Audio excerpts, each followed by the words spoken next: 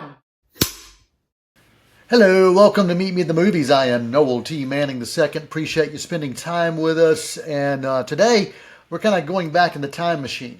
And what I mean by that is for the past few years, I've been conducting interviews, dialogue, discussion with film critics, with filmmakers, and with just film fans, asking them the question, what would they consider to be a practically perfect film and why? So every once in a while, I'm going to give you a taste and give you a little insight on some of those discussions. Today, really happy to have a member of the Southeastern Film Critics Association. Jesse Nussman is going to talk about a David Lynch film that he feels is practically perfect. So let's dive into that conversation. Hello, welcome to Practically Perfect Cinema. I'm Noel T. Manning II, and joined by a fellow film journalist, and you got like North Carolina film critics, Atlanta film critics, Southeastern film critics, Jesse Nussman. Really glad to have you joining us as we talk Practically Perfect Cinema. So Jesse, the first question I always ask anyone who joins is to give me a little background on who you are and especially where that love of film began and maybe ways you've nurtured that love of film. Yeah, so I host a podcast series called Film Inquiries The Latest, and live here in Atlanta, Georgia, which is kind of new Hollywood for the South, so to speak, sort of a second big, or I guess like third big production hub behind New York and LA. And gosh, I mean, I always like never really know how to answer the like how did you get into movies conversation, because I think, you know, as a kid you're sort of always watching TV and always watched movies growing up, mostly kind of like Disney cartoons, but I think it was seeing Star Wars as a kid, and I specifically remember my like dad came home with the like reissue DVD box set, and there was like a fourth DVD with it that was just behind the scenes stuff. Wow. And remember rewatching that as many times as the movies themselves. If there was just something kind of like fascinating about, oh wow, like just not comprehending like, okay, the movie that you were watching, there are people behind the scenes that are actually sort of hand making everything, and the idea that like you could make movies as a job was something that was just like really disorienting as a child, and really like enticing of like, wait, I just go to an aircraft hangar and someone has like made it look to be the spaceship and you basically play pretend with your friends all day. Of like that's the mental image you get as a kid that and just so I think from there kind of like blossomed more, and various friends and family members who kind of come in and out of your life that are like, you should watch this is important. Yeah. You know, I think as I've grown older, you know, your taste and your aesthetics and what you're drawn to changes so much. There's probably stuff that I thought was awesome when I was like 15 that I would think is like total crap now, or something that I probably would have thought was boring at that age that now I'm like, well, this is obviously great and stuff. And I don't know, I won't bore you with it. We don't have to do the full therapy couch session, but it is this sort of constant like evolution of, you know, being, I think for me, more in tune, having both simultaneously like an appreciation for cinema as an art form and an understanding of that art form based off of, you know, what you've learned from people who have come before you, but also trying to be more in touch with just what works for you, and being honest with yourself about, you know, it could be something that like everyone else thinks is great, and you come out of a screening and you're like, what are all of you smoking? Like, I don't understand. Or you know, being the person that is like, I'm gonna beat the drum for this thing that I think is like way better than everyone else does. So it's a simultaneous like ever evolving relationship of being both honest with yourself while also, I think, I'm always sort of the mind of like, I don't know anything, and like there's always something new to learn. Yes. Even your favorite filmmakers, there's always kind of like that kind of weird project that's like hard to find, that, you know, there's always something new to learn and some sort of new perspective to have on the medium, I think. Oh, absolutely. And kind of going back to what you talked about just a minute ago, where you were saying talking to other people and hearing them talk about films that maybe you haven't seen, introducing you to new things. To me, that's kind of the beauty of dialogue and conversing with like-minded. And when I say like-minded, those who like cinema. And they don't have to like the exact same cinema you do, but liking cinema and appreciating cinema and sharing, you know, hey, if you haven't seen this, I think you might like it, and here's why: because you liked this film, or you have followed this director, or there's an actor here that you seem to be drawn to. Those are the types of dialogues that I really have enjoyed within this film-loving community that I've been a part of for a number of years now. And I, like you, continue to want to be a lifelong learner of everything. And as cinema continues to evolve and change from a technology standpoint, from the way actors take on their craft, or even the artistic journey that film takes, I'm all about it. I'm not one of these that says, well, I'm only going to watch films from this particular era because that's the only time they were good. That's not me. I continue want to see more stuff, and that's why I love and both hate award season. I love it because we get a chance to see some of the artistic pieces. I hate it because it's like a fire hydrant trying to be poured into my mouth, because it's so much that comes at that time. I wish they would spread it out so I could breathe just a little bit. But I do appreciate it, and I appreciate having this time to be able to talk as well.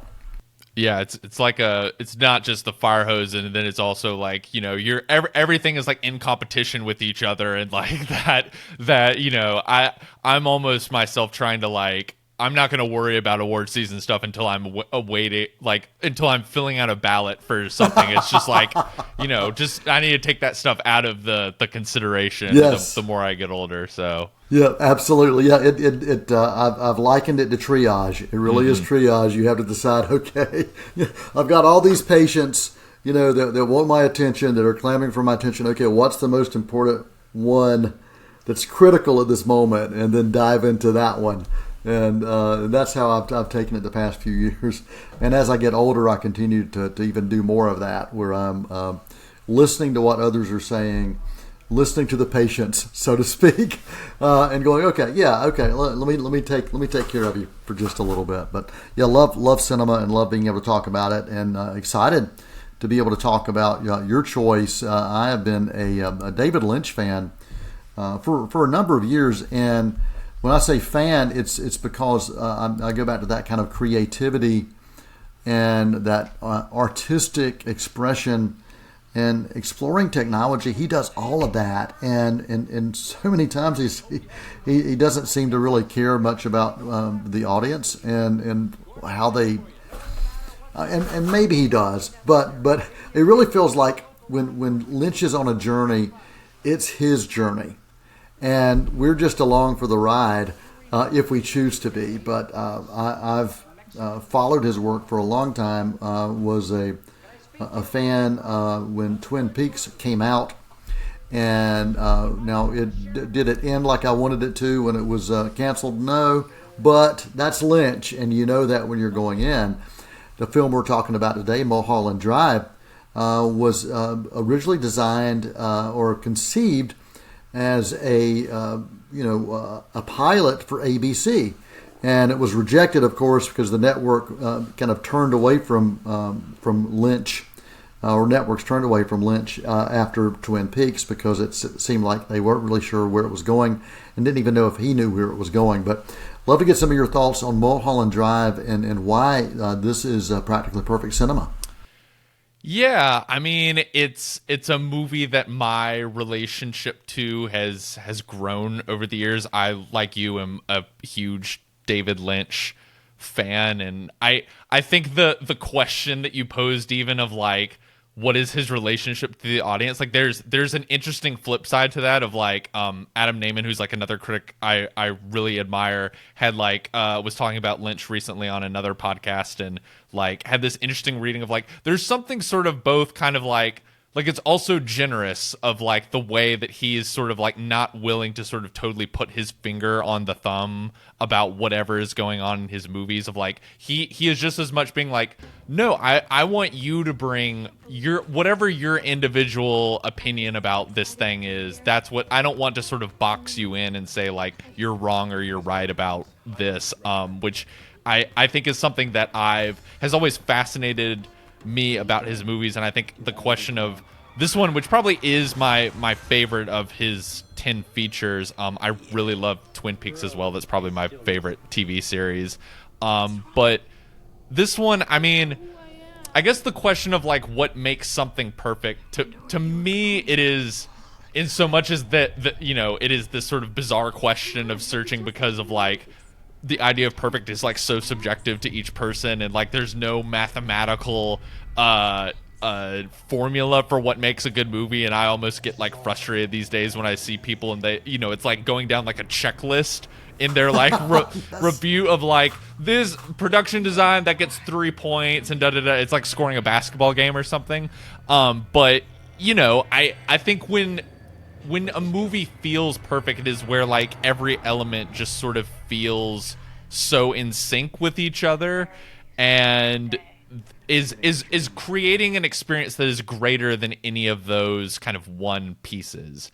And Mulholland Drive and just sort of Lynch as a whole, I think is so interesting, because like Mulholland Drive is such a great example, because like the individual pieces, it's like, yeah, I use like food metaphors a lot because I cook a lot, but you know, it's like when you have a dish or a cocktail, like a Negroni is this kind of thing for me, of like a cocktail. Like the individual components are things that like I don't think taste very good, but like when they're together, they're somehow working in harmony. You take any of the stuff in Mulholland Drive and try and like pull it out and dissect it and sort of rationalize it, and it somehow loses a certain mysteriousness, a certain magic, and I love the way that Lynch, when sort of put into a corner by people and sort of saying, can you explain this, he's always very upfront about like, to rationalize it is to make it something that it's not.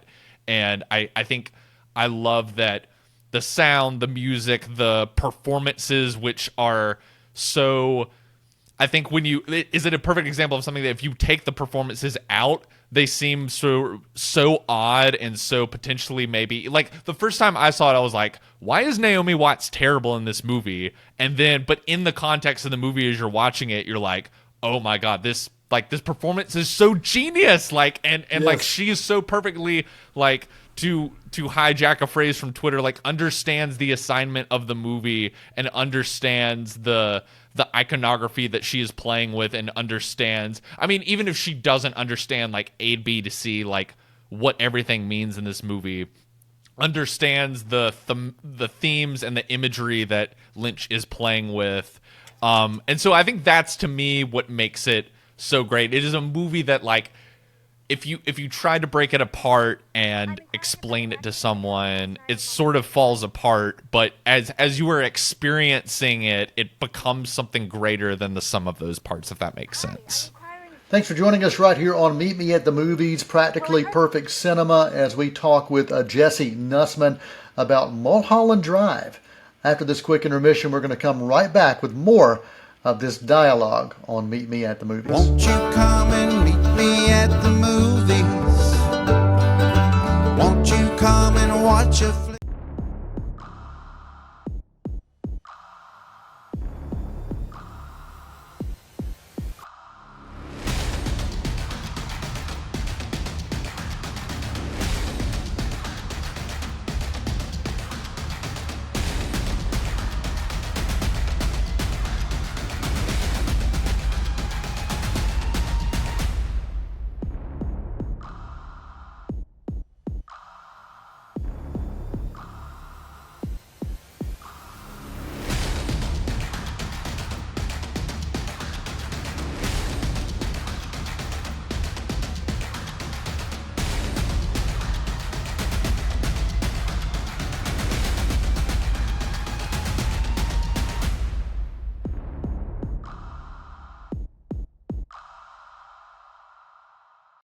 Hi, I'm Nikki Bliss Carroll, your host for Cleveland Connections, the show that explores what's happening at Cleveland Community College. Join us as we sit down with members of faculty and staff to discuss programs of study, upcoming events, and other exciting campus news. We'll have a new show for you each month on C19 TV, or you can stream us online at C19.tv. Tune in and connect with Cleveland Community College on Cleveland Connections.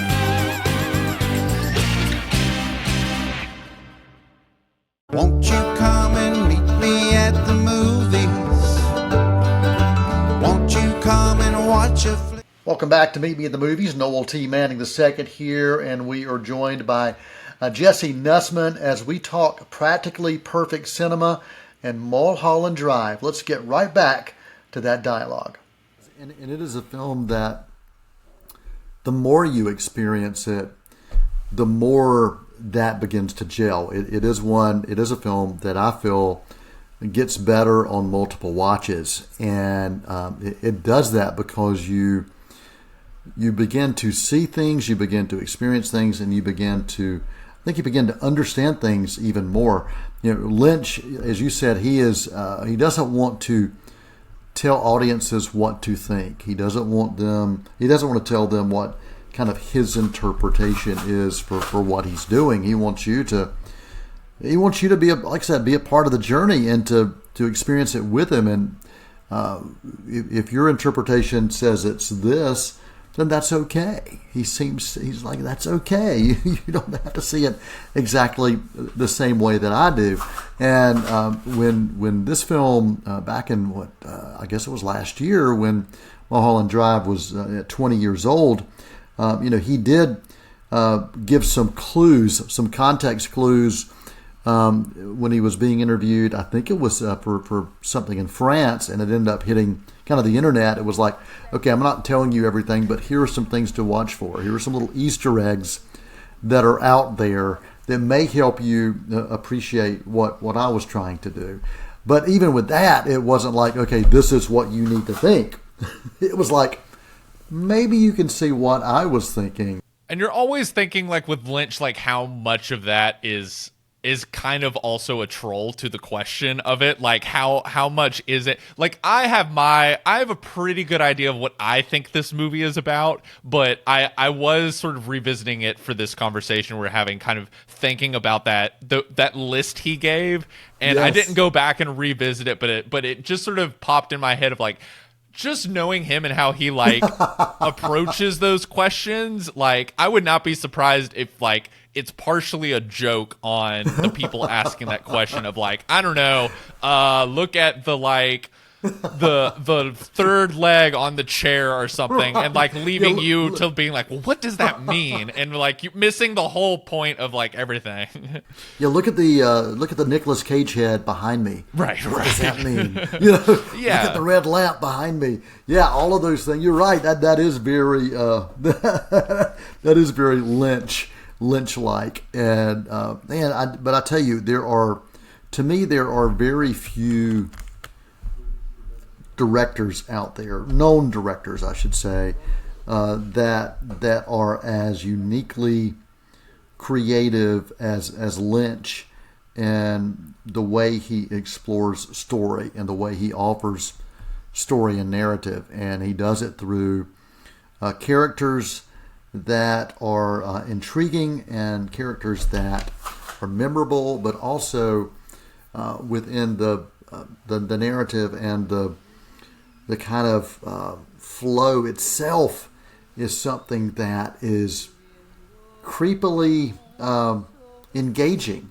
in a way that is you can't put your finger on it, but you can't forget it either.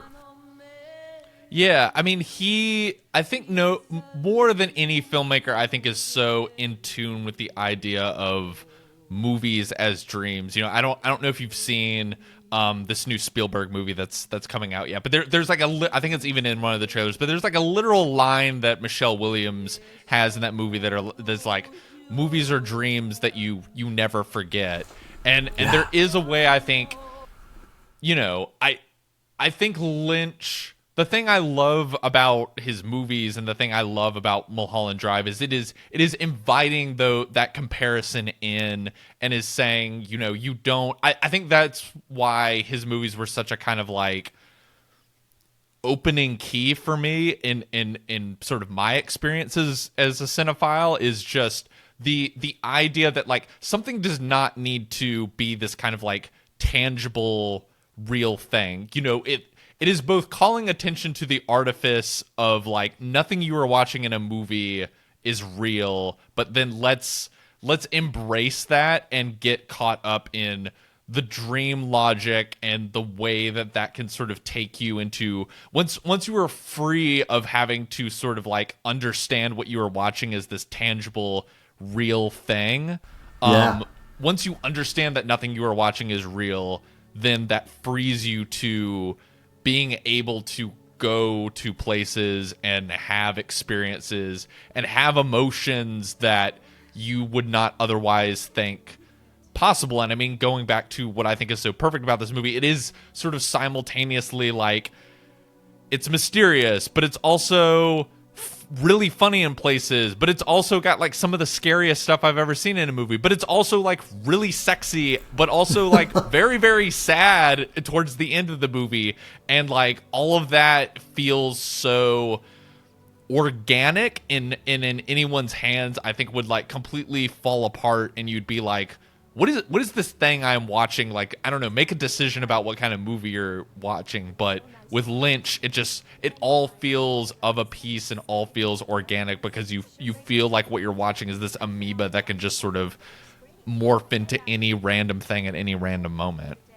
Yeah, there are multiple themes and thoughts that seem to be at constant conflict with another as you think through what's happening. But that's life. You know, that's our life too. Our life, there are, you know, we're not just doing one thing. There's so many things happening within our life. We're hearing so many different people calling for our attention here, and we've got a job that's calling for us here, or we've got, you know, social issues. I mean, there's so many things happening, and with Lynch, he finds ways to weave that kind of life into his creations. And if you try to spend too much time trying to figure out, while you're watching one of his films, trying to figure out exactly which way he's going, you miss out on the experience. And sometimes in life it is that way as well. If we're so caught up with this distraction or that distraction, then we lose perspective on what life is meant to be, and it's meant to be lived. And I think with his films, they are meant to be lived. They are meant to be experienced. Just allow it to wash over you. Whether you understand it completely or not, that's okay. It's still about the experience. It's so much about what you instinctively feel in the moment is more important than like what you are rationally able to explain in the moment. And I think to kind of piggyback off what you said, I think he understands that like the journey is more important than the destination. Yeah. He understands, you know, the other way I've described this movie, like I have a very literal interpretation about what I think the movie is about after having seen it so many times. But I also think it is a movie that is like, it's a mystery movie where the movie is the mystery, or the idea of like, the answer to the mystery is never as interesting as the mystery itself. And him understanding that like, you know, I believe I heard someone else explain like Lynch's mysteries are bottomless in a way, and that, you know, he's not going to give you the answer because the answer is never satisfying. Yeah. And in life there are things that are sort of bizarre and you can't explain, or mysteries that you're never going to have the answer to, and that makes the emotions more potent. What we don't understand is scarier than like what we can rationalize. You know, there is a certain kind of longing for like a lost lover in this movie, and you know, the longing and the heartbreak is more potent and more just like gut wrenching when you don't have a rational explanation for like why you're being treated this way by this other person, which is something that like really stuck out to me this time thinking about those mysteries and how he's willing to let them air out. So that's just something I love so much about his movies is they always feel like they're expanding and expanding and expanding, as opposed to like, okay, now we're gonna get to like the last 5 minutes of the movie, and here's your like Venn diagram about how everything fits together. Of like, nothing is ever going to be as satisfying as like the movie sucking you in and you being like, I need to get to the bottom of this, but you know, him knowing like you're not going to get to the bottom of this, but that's going to keep you coming back over and over and over again. Yeah, love it. I love it. I absolutely love it. Jesse Nussman, our guest right here on Practically Perfect Cinema, talking about the David Lynch film Mulholland Drive and just the genius of Lynch himself as well. Any final thoughts or comments you want to make sure you share about Mulholland Drive? No, I mean, when I rewatched it for this, you mentioned it earlier, the idea that this was like an abandoned pilot for a TV show, and then he was like, you know what, I'm gonna like pull this thing out of the trash and like just throw another, like a whole third act on it, is like, it's kind of insane. Like, and now, you know, he arguably made like one of the, if not the greatest movie of the 21st century. I think that's just like such, and then now the like the sort of war and blurring of the lines between TV and film now, the idea that like, well, maybe like one of the greatest pieces of what we think of as this is the same thing that we were like arguing about when Twin Peaks came back, of like, is it an 18-hour movie, is it a TV show? And he was already blurring those lines with Mulholland Drive of like, here's an abandoned TV pilot that I have now expanded, and now it is this kind of like, you know, totemic masterwork. Yeah, absolutely. Well, man, thanks for spending time with us talking. I could talk all day about this. This is wonderful stuff. Wonderful stuff. If anyone out there wants to find out more about you, where can they find your work? But I'm pretty simple to find. It's just like at Jesse Nussman, Jesse spelled Jesse, Nussman, Nussman. Pretty simple. You can find me on all those platforms. And be sure to subscribe to Film Inquiries, the latest, for the weekly show I do. Thanks again to Jesse Nussman for joining us right here on Meet Me at the Movies as we explore Practically Perfect Cinema and Mulholland Drive, that David Lynch classic. And for all of you who take the time to be with us, however you choose to do it, I want to send a special thank you as well. You can always email us, info@C19 .tv, and we will respond in one way or another, and we encourage you and invite you to join us next time for more Meet Me at the Movies. And until next time, for the entire cast and crew right here, that's a wrap. Many films to view until we meet again. Next time we see you, we'll gladly fill you in. We'll tell about the happy and the sad ones. We'll talk about the good ones and the bad ones. Many films to view till we meet again.